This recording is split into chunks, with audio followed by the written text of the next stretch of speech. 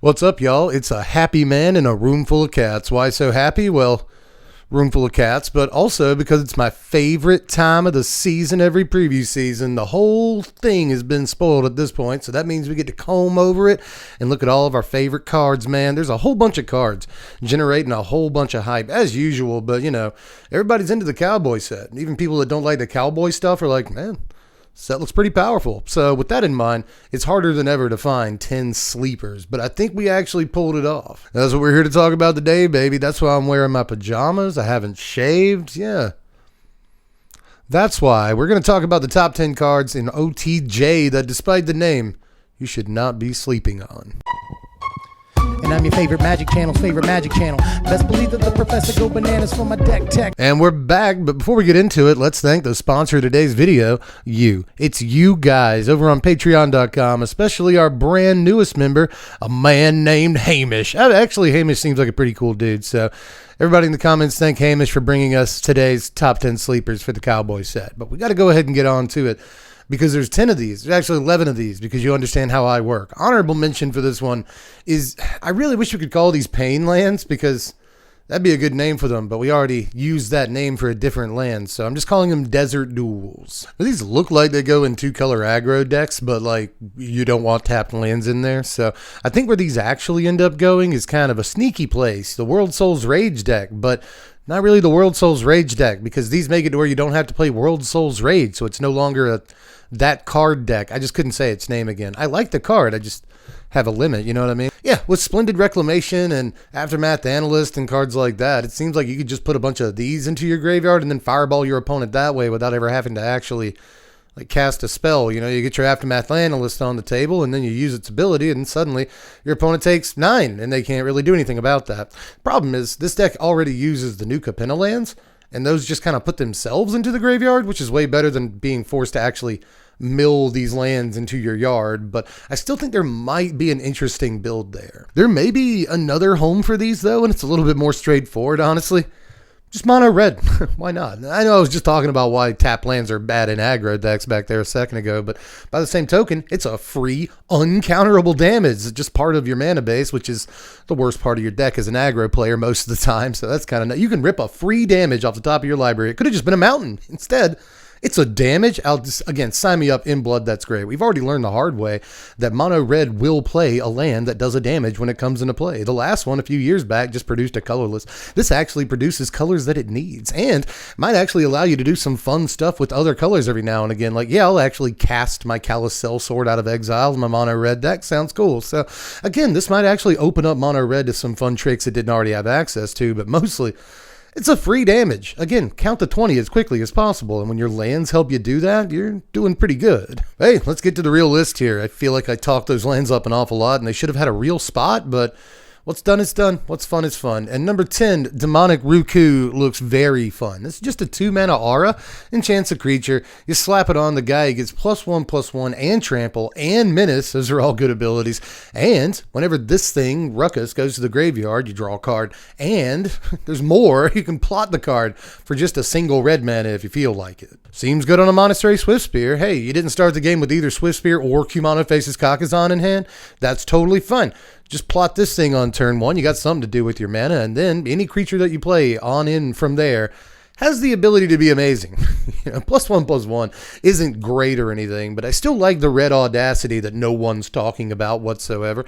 Just seems good to me if they do happen to like bolt your Swiftspear or something like that, or just kill it somehow, then suddenly you get a card off of it, and that's always been really sweet on audacity. Why wouldn't it be sweet here? There's already a kind of green-red enchantments deck that uses Swiftspear and Picnic Ruiner, and this looks like another great addition to a deck like that. Also goes really nicely with that new flying Kiln Fiend thing that we got in the set, something Slickshot. The card looks amazing, and you could make an argument for mono red prowess right now between Swiftspear and Slickshot and like Fugitive Codebreaker. There's a bunch of good mono red prowess guys in this card.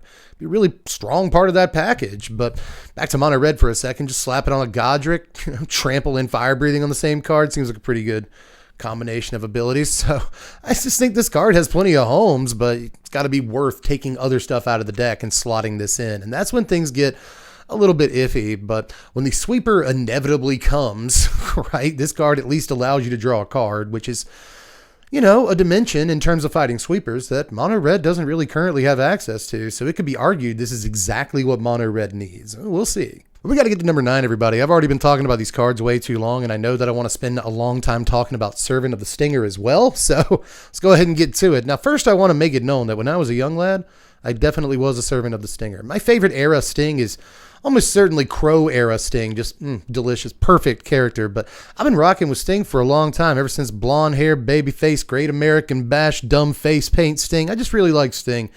I wanted to talk about him for a second, but the card on your screen is also very good and underrated at this time. So this is just 2 mana, 1 and a black for a 1/3 Death Touch guy with some hurdles, but unlike me, those hurdles aren't quite as high as they seem. You see, you have to have committed a crime and gotten in for combat damage that turn. If you're able to fulfill both those conditions, you can sacrifice this guy and then cast Demonic Tutor. Just go into your library and get any card that you want and put it in your hand. This dude isn't getting a whole lot of attention, and I completely understand why. Again, you first read the dude and you're like, God, he's got to get in for combat damage, and I have to have committed a crime. Well, you want me to build a rocket ship and go to the moon too, Watsy? Come on. So I know it looks like a lot, but it's actually, in reality, just as simple as being like, all right, untap, cut down your 1 blocker, get in, Demonic Tutor? Again, it is that simple. And now Mono Black or Black X decks, whatever, have multiple ways of just searching the library for whatever they want and also doing other stuff. This is a 2 mana 1/3 Demonic Tutor. Case of the Stash Skeleton is a 2 mana 2/1 Demonic Tutor with Menace. And then Beseech the Mirror is a 4 mana Demonic Tutor that also just puts the card directly into play. So just like Mono Black has, if you need something in your Mono Black deck, you can just go get it. Any of the cards in your deck can go get any of the other cards in your deck. It's getting a little obscene at this point. And I know this guy looks like an awful lot, but even if you can't get through for combat damage with him, you never actually get to Demonic Tutor with him, that's fine. He plays great defense if he can't be on offense. He can't dunk, that's fine. He plays the zone like a madman, like people can't get in on him if he's not getting in. So if he's not having a good time, nobody is. Let's hop along to number 8, everybody. It is Geerier, Mirror of the Wilds. Note too that I think he's some sort of herder, and all the letters for herd are in his name mixed around. Throw another couple of letters in there, really Magic to Gathering it up. You've got yourself a legendary creature name. So pretty sure that's what they did with this guy, but he's also awesome. He's Naya colors for a 3/3 legendary haste guy, and all of your guys, including him, can tap to create a token copy of a thing that you control, a token you control that entered the battlefield this turn. It all seems like a little too complex and commandery, and honestly, people are really paying attention to this guy when it comes to commander, because there's a lot of silly stuff you can do with it in that format, but almost no one's paying attention to it in standard and other constructed environments, and I think that's a serious mistake, especially considering there is already at least one infinite combo that we know of in standard with this card, but there's got to be more, which is my ultimate point here. But if I mention an infinite combo, you want to hear about it, I have to say it. Chekhov's infinite combo. So in case you're interested in what that actually is, you get your Geerier out and you get a dominating vampire out. This is kind of a threatened effect on a body that snatches a creature with mana value equal to or less than perhaps the number of vampires you control. So what you want to do is copy one of your dominating vampires somehow and create a token copy of it. Good way to do this, I guess, is Blade of Shared Souls. So you throw Blade of Shared Souls on the dominating vampire, and then you tap the Geerier to make a token copy of the token dominating vampire. Look at that. You have 3 vampires. So now you can use the dominating vampire's ETB trigger to steal your own Geerier, because you see dominating vampire's ability untaps the creature that it targets. So that'll untap the Geerier, which can then tap to create another token copy of dominating vampire, which will come into play and target Geerier, untapping him. He'll tap to create another dominating vampire. So again, once you have 3 vampires basically, and you can create token copies of dominating vampire, suddenly Geerier can tap to create more copies of vampire, which target him and untap him. I think you understand how the loop is demonstrated at this point, but that's just one thing you can do with Geerier. And again, my ultimate point here is that loops like that really demonstrate all the nasty garbage that he's capable of doing. Let's get on to number 7, and even though this is not what we meant when we said we wanted horsemanship in this set, I will still take Calamity Galloping Inferno over here. This is 6 mana for a 4/6 haste that's legendary. It also has Saddle 1, and when it attacks while saddled, you can create a token copy of a non-legendary guy that saddled it. But here's the insane part of this. You then repeat the process. You get two tokens of guys what saddled it. So that's how you make dominating vampire tokens for the Geerier combo. We're putting the thing together, but apart from that, card just looks unbelievable if you can ramp into it somehow and then make token copies of anything even halfway decent, you're doing okay. A fun thing about this, by the way, is that I've literally just thought of, is that you can play like Topiary Stomper to help you ramp into this, and then saddle it with Topiary Stomper and create tapped and attacking copies of Topiary Stomper that go and get you 2 lands and also attack for 8 by themselves. That seems pretty good. That's a thing to come up with spur of the moment. Either way, just stuff like that. You see how in just a second ago I was like, hey, I'm just coming up with this right now. There's actually a lot of stuff like that with this particular card in the format. And even though it does cost 6 mana, which is an awful lot, it also has haste. So just like the last card we looked at, if you're looking to combo off or do something one turn killy with it, then at least it has the haste and will allow you to pull off crazy stuff like that. Now, number 6 is Outcaster Trailblazer. This is 2 and a green, but you can plot it for the exact same cost. It's 4/2. And when it enters the battlefield, you get a mana of any color, which is kind of nice. But also, whenever another creature of power 4 or greater ETBs under your control, you'll draw a card. I really wish this drew you a card when it ETB'd. It would be a much better card, objectively, if it did that. But it doesn't necessarily have to, especially considering when you really get down to it, this might be one of the best cards with plot in the entire set. I do think in the mono green decks that might be interested in plotting a card like this, you really don't want to skip your turn 3, but it comes with incredible benefits. You'll get effectively a free 4-power creature on your next turn. And aside from that, you'll also probably draw a card when you drop the huge creature that this helped you cast. I see a lot of people talking about how mono green might be back with this set, but they never really mentioned this card. It's cards like Smuggler's Surprise and a couple of other like mana ramping things that we've seen, and those cards are very good, but I rarely see this card in the discussion, and I'm not sure it deserves to be, but I'm also not 100% sure that it deserves to be cut out of the discussion either. We are halfway through the list, and that means we start getting to look at the really good stuff that I don't understand why people don't understand it's good. Let's look at Lila over here. She's also a Slickshot. This is 3 mana, 1 a red and a blue for 3/3 legendary prowess thing. But the cool thing about this is that it says whenever you cast a multicolored instant or sorcery spell from your hand, you get to put it in exile instead of throwing it in your graveyard as it resolves, and then it becomes plotted. Absolutely disgusting in a lightning helix format, but beyond standard, there's crazy stuff you can do with this too. I mean, it's in the same colors as Magma Opus, so if you can figure that out, give me a call. Seems good. We also have all those fancy charms from the new Capenna set. Those are all multicolored instants and sorceries. We got Faithful Mending and Angel Fire Ignition. I know those already have flashback.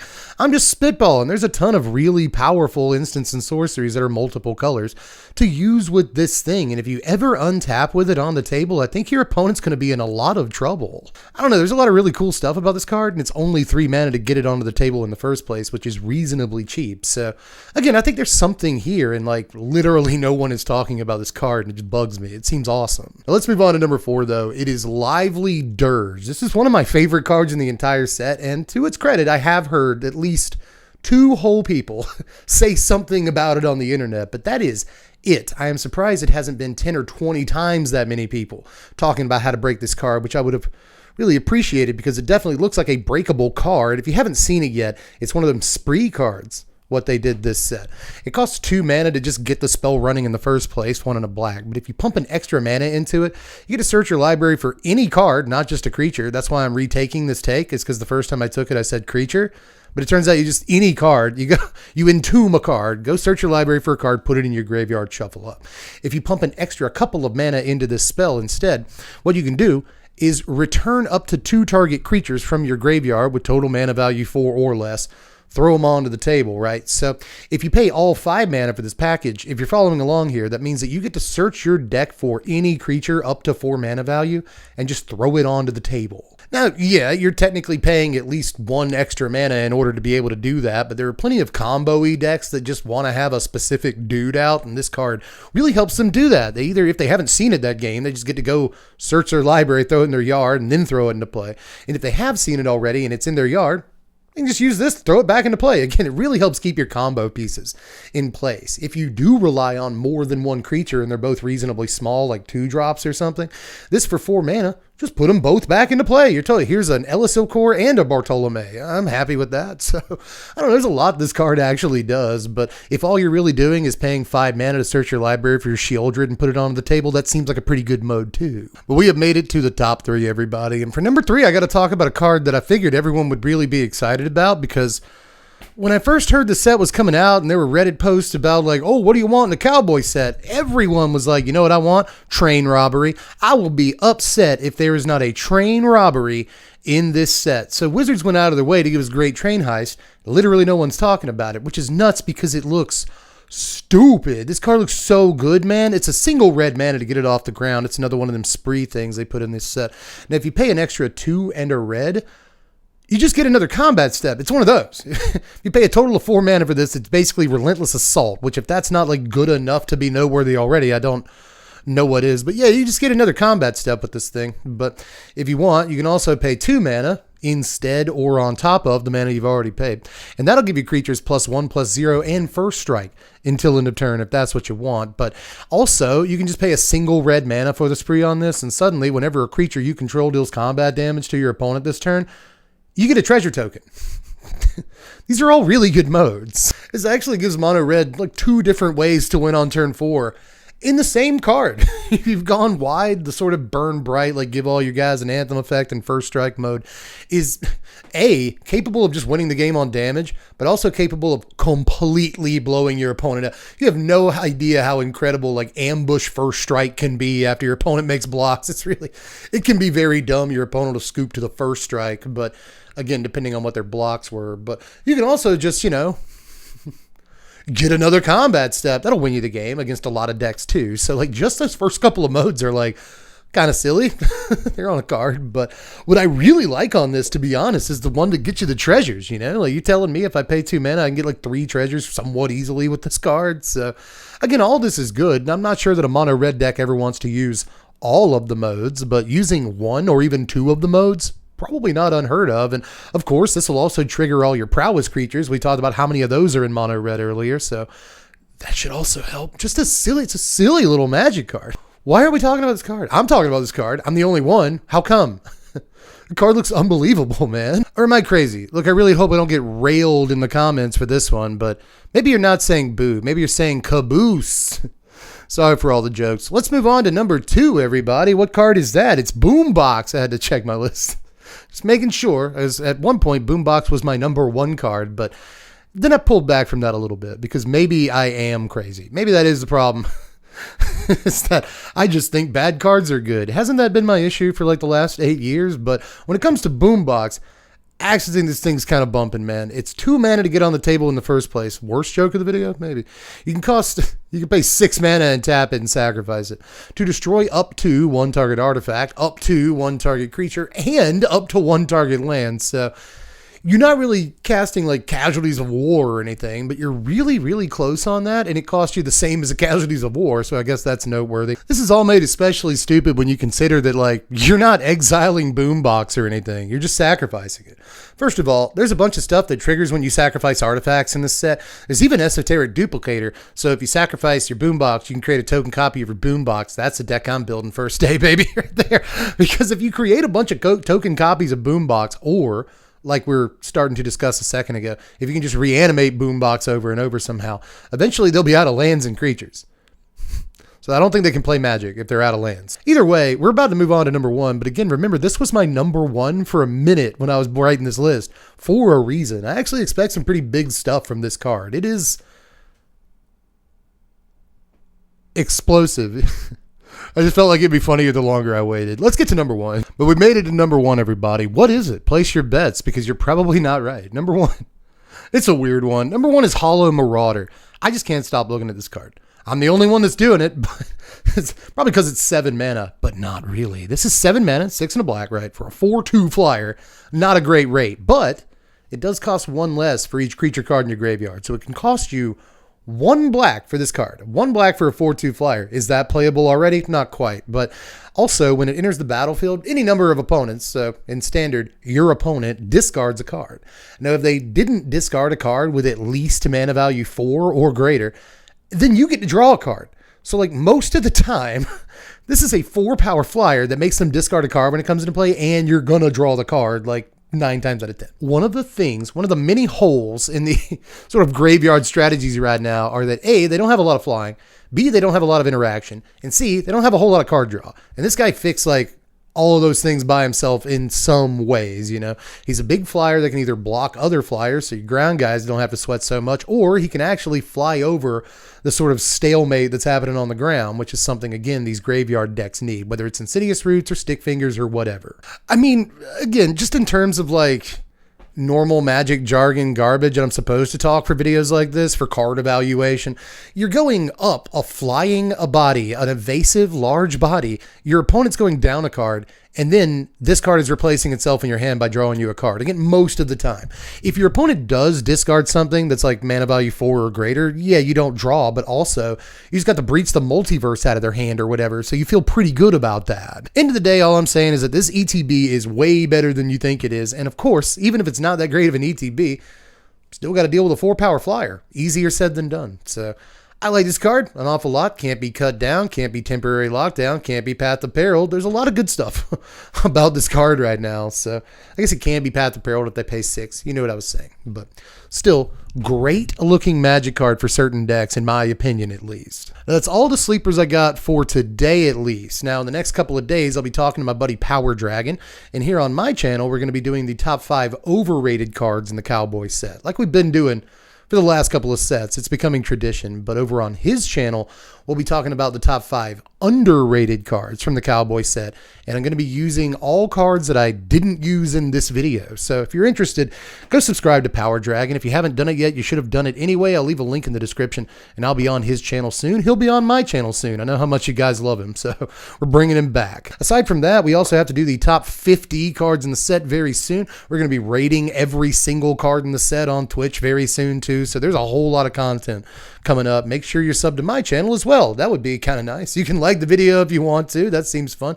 Put me in the algorithm. I need that. And you can check out the Patreon for just $1 a month. It helps support the channel to an amazing degree. You would not believe what $1 a month from just a few people every month can do. But I'll stop bothering you now. Just keep checking in with the channel because we have a lot of content for the Cowboy set coming up, including, of course, deck techs and blah, blah, blah. So stick with us. Subscribe if you haven't done it yet. And I love you very much. I have been Dev from the place. Thanks for watching, Wizards. Just let me know what your favorite sleepers are. Cards aren't getting enough attention. People need to be talking about them. Your crazy combos. Just hit me up down there in the comments section. I do read them. But anyway, I'll go back into my outro now because it's basically Allski Kowalski. I'm Dev from the place. Thanks for watching, Wizards. Spread love and be kind.